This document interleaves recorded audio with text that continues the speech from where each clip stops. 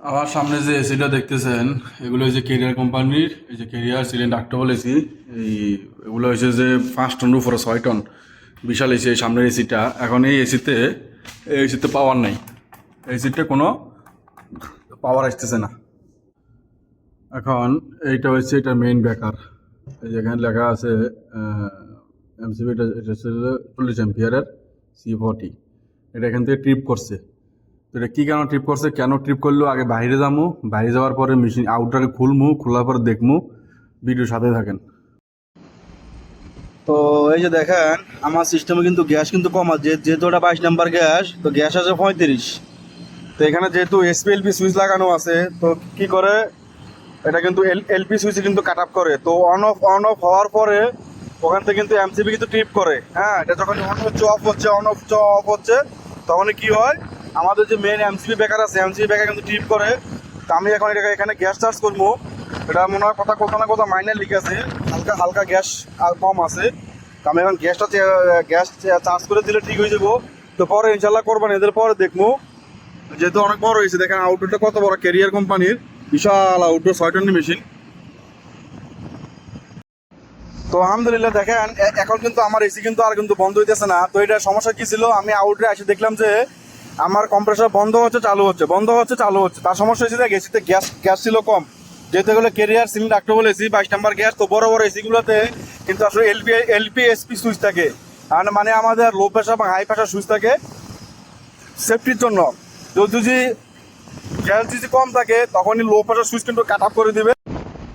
আর আমি আমার ভিডিওতে সবসময় বলি, বড় বড় এসি যেগুলো আছে, হ্যাঁ, এক কথায় আসলে 3 টনের উপরে, 3 টন 4 টন 5 টন বড় এসিগুলোতে আপনার এখানে কিন্তু আমাদের যে সার্ভিস বাল্ব আছে, যে সাকশন পাইপ এবং ডিসচার্জ পাইপ, এগুলোকে বলা হয় সার্ভিস বাল্ব। তো এখানে কিন্তু এই যে চার্জিং বাল্ব লাগানো কিন্তু সিস্টেম আছে, মানে আমাদের হোস পাইপ লাগানোর সিস্টেম থাকে। তো এখানে আপনারা কি করবেন, আপনারা কিন্তু শুধু খালি সাকশন প্রেশার দেখে কিন্তু গ্যাসটা ঢালবেন না, চেষ্টা করবেন যে ডিসচার্জ প্রেশার কত আছে ওইটা দেখে কিন্তু গ্যাস ঢালার চেষ্টা করতে। প্রত্যেকটা গ্যাসের কিন্তু নির্দিষ্ট পরিমাণ সাকশন প্রেশার এবং ডিসচার্জ প্রেশার থাকে। তো 22 নাম্বার গ্যাসের আমাদের যে ডিসচার্জ প্রেশার থাকবে 250 থেকে 300 নিচে, 250 থেকে 300 নিচে, এটা হচ্ছে রানিং অবস্থায়। তো এখন দেখেন আমার এখানে কিন্তু আছে কত কত পিএসআই, 250 পিএসআই কিন্তু প্রেশার আছে। তো এটা 300-র উপরে যাওয়া যাবে না, 300-র উপরে গেলে কিন্তু সমস্যা থাকবে। 300 নিচে মানে আর 250 থেকে 300 নিচে নিচে কিন্তু থাকবে। আর এখনো আমার লো সাইডে কত আছে, আমার সাকশন প্রেশার আছে কত 50-এর কাছাকাছি, এখনো 50 হয় না, আমি গ্যাস প্রেশার বাড়ামু। তো এই জিনিসগুলো আসলে আপনারা ফলো করবেন। বড় বড় এসি যেগুলো আসলে বেশিরভাগ বড় বড় এসি বা 5 টনের উপরে, 3 টন 4 টনের উপরে কিন্তু এই সিস্টেমগুলো থাকে। বিশেষ করে এগুলো প্যাকেজ এসি, সেন্ট্রাল এসি বা ডাক্টেবল এসি এগুলো। আর আরেকটা জিনিস আমি বলে রাখি, আপনারা যখন এসিতে যখন গ্যাস চার্জ করবেন, কম্প্রেসার চেঞ্জ করেন অথবা লিক রিপেয়ার করেন, যেটাই করেন না কেন, এই আমাদের আউটডোরের কন্ডেন্সার এবং ইনডোরের ফিল্টার চেষ্টা করবেন পরিষ্কার করে নেওয়ার জন্য।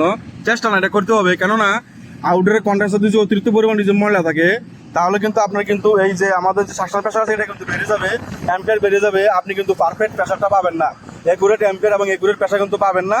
তো সব থেকে ভালো হবে এগুলো সুন্দর মতো সার্ভিস করে তারপরে গ্যাসটা ঢালার চেষ্টা করবেন। তো ফাইনালি আমার গ্যাস চার্জিং করা শেষ। এখন অ্যাম্পিয়ার নিতে দেখেন প্রায় 25-এর কাছাকাছি। এটা 25 অ্যাম্পিয়ার থেকে শুরু হবে, সর্বনিম্ন 25, সর্বোচ্চ 30 অ্যাম্পিয়ার পর্যন্ত এসিটা নিবে। আমি যদি গ্যাস প্রেশার দেখাই, গ্যাস প্রেশার এখন বরাবর আছে 60 পিএসআই।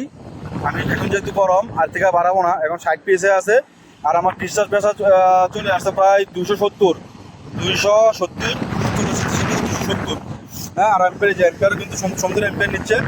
আর এই যে কুলিংও সুন্দর, মাসাল্লাহ সুন্দর কুলিং চলে আসছে। এটা মাইনার লিক ছিল, মাইনার লিক আছে, এটা পরে দেখবো ইনশাল্লাহ আমরা।